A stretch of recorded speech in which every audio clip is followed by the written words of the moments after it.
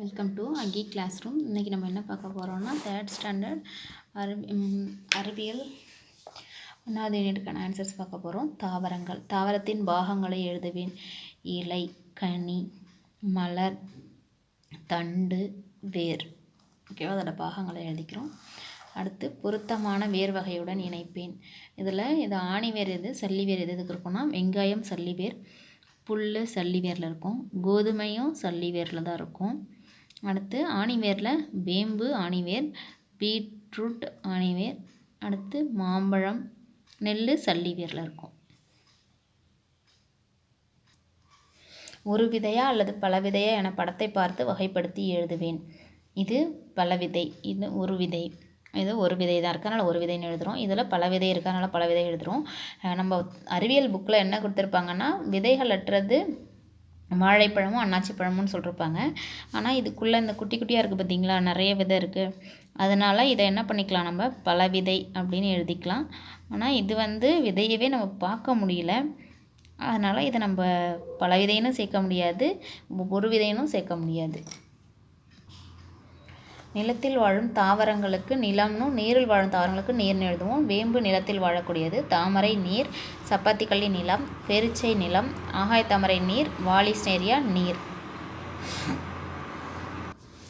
இப்போ வேரில் உருவாகக்கூடிய உணவுகளுக்கெல்லாம் என்ன பண்ண சொல்லியிருக்காங்கன்னா பழுப்பு வண்ணம் தீட்ட சொல்லியிருக்காங்க.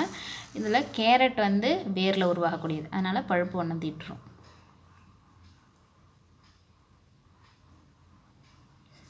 அடுத்து நூல்கோல், இதுவும் வேரில் தான், அதனால் இதுக்கும் பழுப்பு வண்ணம். அடுத்து பீட்ரூட், இதுவும் பழுப்பு வண்ணம் தான் வரும். இங்கே கலர் கொடுத்துருக்காங்க வேருக்கு பழுப்பு வண்ணம், அதனால் நம்மளும் பழுப்பு வண்ணம் தீட்டிக்கிறோம். அடுத்து முள்ளங்கியும் வேரில் சேமிக்கிறது தான், அதனால் இதுக்கும் பழுப்பு வண்ணம் தீட்டிக்கிறோம். அடுத்து வெங்காயம் தண்டில் உணவு சேமிக்கிறது. தண்டில் உணவு சேமிக்கிறதுக்கு என்ன சொல்லியிருக்காங்கன்னா இளம் பச்சை, அதனால் இந்த கலர் அடிச்சுக்கிறோம். அடுத்து உருளைக்கிழங்கும் தண்டில் தான் சேமிக்கும், அதனால் இளம் பச்சை அடிச்சுக்கிறோம். இது இலையில் உணவு சேமிக்கிறது, அதனால் கரும்பச்சை. முட்டைக்கோசும் இலையில தான், அதனால் இதுக்கும் கரும்பச்சை அடிச்சுக்கிறோம். கட்டத்தில் ஒளிந்திருக்கும் விடையை நானே கண்டுபிடிப்பேன். நான் வேரில் சேமிக்கப்பட்ட உணவு. வேரில் சேமிக்கப்பட்ட உணவு என்ன இருக்குன்னா பீட்ரூட், அதனால் பீட்ரூட் எடுத்து எழுதிக்கலாம். பீட்ரூட் கேரட் ரெண்டுமே இருக்குது, நம்ம பீட்ரூட் எழுதிக்கிறோம். அடுத்து நான் தண்டில் சேமிக்கப்பட்ட உணவு வெங்காயம், அதை எடுத்து எழுதிக்கிறோம்.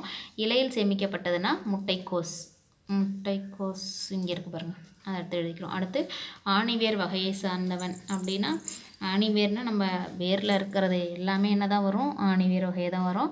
அதனால் கேரட், இங்கே நம்ம முன்னாடியே பார்த்தோம்ல கேரட்டுக்கு ஆணிவேரில் தான் நம்ம இணைச்சிருப்போம், அதனால் ஆணிவேர் வகையை சார்ந்ததுக்கு இங்கே பாருங்கள் ஆணிவேர் வகையில் தானே இணைச்சிருக்கோம், அதனால் ஆணிவேர் வகையை சார்ந்தவனுக்கு கேரட். அடுத்து நீர்வாழ் தாவரம் ஆகாய தாமரை, வாசனை மிக்க இலை புதினா, செடியின் ஒரு பாகம் பூ, நான் நீரை உறிஞ்சுவேன் வேர். ஓகேவா, இதுக்கான ஆன்சர்ஸ் எல்லாமே மேலே இருக்குது. நம்ம இப்போ எழுதியிருக்கிறது எல்லாமே நம்மளும் என்ன பண்ணணும், வட்டம் போட்டு எடுத்து கண்டுபிடிச்சிக்கலாம். இங்கே பாருங்கள் வட்டம் போட்டிருக்கேன்.